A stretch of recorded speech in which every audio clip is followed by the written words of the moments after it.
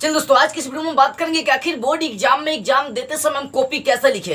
देखो, अगर आप टॉपर बनना चाहते हैं तो आपको एग्जाम में कॉपी लिखने की सारी बेसिक बातें पता होनी चाहिए। अगर आपको इसके बारे में जानकारी नहीं तो आप कभी टॉपर नहीं बन सकते। हाँ, आपका पूरा सिलेबस कंप्लीट है, अपने पैटर्न के अनुसार, मॉडल सेट के अनुसार पूरा एकदम धांसू तैयारी करिए। लेकिन अगर आपको कॉपी लिखने का तरीका एग्जाम में पता नहीं कि कैसे एग्जाम में कॉपी लिखना है, तब आपको पूरा नंबर नहीं मिलेगा। इसके बारे में आपको जानकारी होना चाहिए। और चलिए, एक एक बातें मैं आपको समझाऊंगा जो आपके लिए 100% कारगर सिद्ध होगा। यदि आप इसको जान लिए ना तो आपका 480 प्लस मतलब टॉपर इस बार के बनेंगे जरूर। इसलिए इस वीडियो को शुरू से अंत तक जरूर देखिएगा। देखो, जब भी आप कॉपी लिखने बैठो ना, सबसे पहले अपने आप को शांत करो, कंसंट्रेशन, अपना फोकस बनाओ। समझ में? कई बच्चे डर की वजह से क्या करते हैं, जो याद रहता है, जो समझे रहता है, वो सब भी भूल जाते हैं। तो आपको पहला काम यही करना, अपने आप को शांत करो। हमें डरना नहीं है। क्यों डरेंगे? आपने चोरी किया, बलात्कार किया, किसी का रेप किया, मर्डर किया, हत्या किया, कुछ किया है क्या? नहीं भैया, हम एग्जाम देने गए तो फिर डरेंगे क्यों? डरना नहीं है, डराना है। क्वेश्चन पेपर को डराना, याद रखिएगा, ठीक है ना। पहले अपने आप को क्या करना है, शांत कर लेना एकदम पूरी तरह से, और फोकस एकदम आपको एग्जाम का प्रश्न पेपर पर होनी चाहिए, पहला काम। दूसरी काम, आपको जब आपको ओएमआर सीट मिलेगा भरने के लिए, तो उसमें अपना एड्रेस जो होता है सही सही फिलअप करना होता है। जैसे अपना नाम, रोल नंबर, रोल कोड, ये सारी चीज जो भरनी होती है ना, ये सब आपको सही सही भरना होगा। याद रखिएगा, ये सब सही सही चीज अगर नहीं भरेंगे तो आपका रिजल्ट यहीं पर पेंडिंग में चला जाएगा। और तीसरी, इसके बाद ओएमआर सीट में जो ऑब्जेक्टिव क्वेश्चन होते हैं भरने के लिए, वो ओएमआर सीट आपको सही सही भरना होगा। देखो, ओएमआर सीट जो होता है ना, मशीन से चेक होती है। ये करीबन से करीबन 50% आपके एग्जाम में आते हैं क्वेश्चंस। देखो, ओएमआर सीट क्या होता है बाबू? ओएमआर सीट एकदम आपको सही सही ऐसा भरना होता है कि गोले से बाहर नहीं निकले और उजला भाग भी आपको नहीं दिखाई दे। और लेकिन इसमें टाइम भी आपको फिक्स रखना। देखिए, कहीं भी उजला भाग आपको दिखाई दे नहीं, लेकिन हाँ, अब एक को रंगने में आप आधा घंटा लगा देंगे तो दिक्कत हो जाएगा। ये समझने वाली सबसे इंपॉर्टेंट बात आ रही है कि ओएमआर सीट आप सही सही क्या करना, भरना है। 4 ऑप्शन है तो उसमें 4 ऑप्शन में से एक ऑप्शन जो आपको सही लगता है उस पर क्या करना है, उसको भर देना है। देखो, ओएमआर सीट आपके कहां चेक होते हैं? मशीनों से चेक होते हैं। अब आते हैं हम लोग लॉन्ग क्वेश्चन की बात करते हैं। देखो, लॉन्ग क्वेश्चन जब भी आप बनाने जाओ बाबू, लॉन्ग क्वेश्चन, तो सबसे पहले आपको कॉपी को 4 भागों में बांटना होता है। जैसे मान लीजिए आपको क्वेश्चन बनाने के लिए जो कॉपी मिलता है उसको क्या करिए, 4 भाग में लपेट दीजिए, जिसमें से एक भाग में क्वेश्चन नंबर देना है और 3 भाग में आपको आंसर देनी होती है, ठीक है ना। मान लीजिए आपके पास ये इतना लंबा कॉपी है, ठीक है ना, ये इतना लंबा कॉपी है, ओके।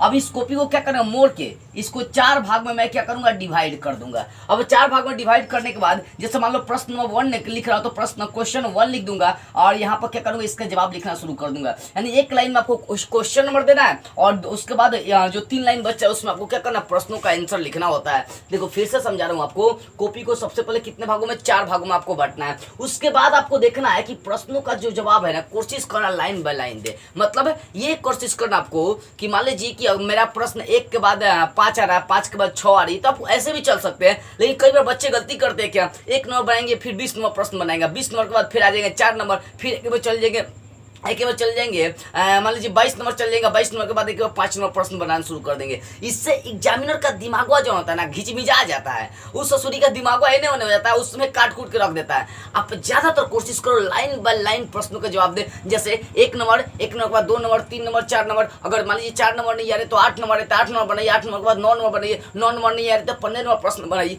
तो कोशिश आपको ये करना है कि लाइन बाय लाइन प्रश्नों की ज्यादा आपको जवाब दे। लाइन बाय लाइन प्रश्नों का जवाब देंगे ना तो एग्जामिनर बोलेगा कि नहीं, ये लड़का पढ़ा लिखा है, तभी तो लाइन बाय लाइन प्रश्नों का जवाब दिया है, ठीक है ना। उसके बाद पांचवी बात होगी आपकी, ये प्रश्नों का जवाब को करना, लाइन बाय लाइन देना है। और छठी बात है, आपको एग्जाम में जो ना सुंदर राइटिंग के साथ लिखना होगा। देखो, कही जाती है ना, और खासकर एक बात याद रखिएगा, जब भी आप एग्जाम में क्वेश्चन को लिखिए तो आपको 4 पेज शुरुआती के तो सुंदर होना चाहिए, अगर अच्छा नंबर लाना चाहते हैं तब। अगर टॉपर बनना चाहता है तो शुरू से अंत तक आपकी राइटिंग बेटर होनी चाहिए, बेटर होनी चाहिए। अगर राइटिंग सुंदर नहीं है, टॉपर नहीं बन पाओगे, समझ में लेना। तो आपकी राइटिंग सुंदर होनी चाहिए। जब भी आप प्रश्नों का जवाब लिखे तो सुंदर राइटिंग के साथ लिखे। और भूल कभी कभी ये गलती नहीं करे कि शुरुआती जो पेज होता है उसका राइटिंग ही खराब कर दे। कम से कम 5 या 6 पेज आप शुरुआती का राइटिंग एकदम सुंदर होनी चाहिए, क्योंकि कहा जाता है first impression in the last impression. शुरू का जो इंप्रेशन होता है ना, वो राइटिंग बनाए रखता है और वही इंप्रेशन अंतिम तक जाती है। तो आपको सुंदर राइटिंग के साथ प्रश्नों का जवाब देना होता है। उसको 7वीं बात है, जब भी आप प्रश्नों को लिखे ना, आंसर जब लिख रहे हैं तो अपने शब्दों में लिखे।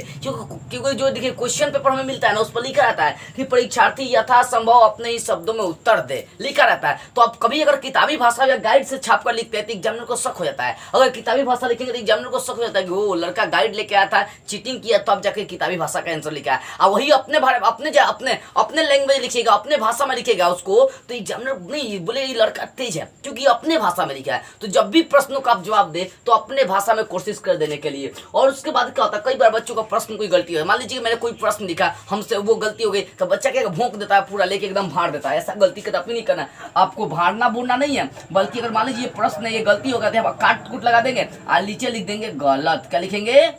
गलत लिख देंगे। तो ये सबसे इंपॉर्टेंट चीज आपको याद रखना है कि प्रश्नों का हमें काट कूट नहीं करना है, वहां पर डायरेक्ट दो क्रॉस लगाना है, उसको नीचे लिख देना है गलत। ठीक है। उसके बाद देखिए 9वीं बात है, हमें डरना नहीं। एग्जाम में बच्चे डरना शुरू कर देते हैं, डीएम आएंगे, ये आएंगे, ये इसी सब चिंता में क्या बच्चे डरना शुरू कर देते हैं। क्यों डरेंगे? हमें डरना नहीं है, बल्कि क्वेश्चन पेपर को डराना है। याद रखिएगा, अभी आप एग्जाम देने गए मतलब आप युद्ध भूमि में खड़े, आपको लड़ना है, आप उसमें योद्धा। याद रखिएगा कौन है? आप योद्धा है, और क्वेश्चन आपका दुश्मन है, और कलम आपका तलवार है। जहां एग्जाम दे रहे वो आपका मैदान है, और लड़ना आपको है, डरना नहीं है। डरने वाले इंसान कभी लाइफ में आगे नहीं बढ़ते हैं। कहा जाता है डर को डराओगे तो ही जीत पाओगे। समझ में? डर को जब तक डराएंगे नहीं ना तब तक जीत नहीं पाएंगे। ठीक है ना? डर से डरोगे तो डर जाओगे, डर को डराओगे तो ही जीत पाओगे। अब देखो अंतिम बात है, सबसे इंपॉर्टेंट बात है, अंत में जब आपका सब क्वेश्चन बन जाए तो अंत में एक बार शुरू से अंत तक वो क्वेश्चन देखना कोई छूटा तो नहीं है, कहीं एड्रेस में तो कोई गलती नहीं हुई, centre code, roll number, roll code, ये सारी चीजों को फिर से क्या करना, एक बार कॉपी को चेक कर लेना अंत में।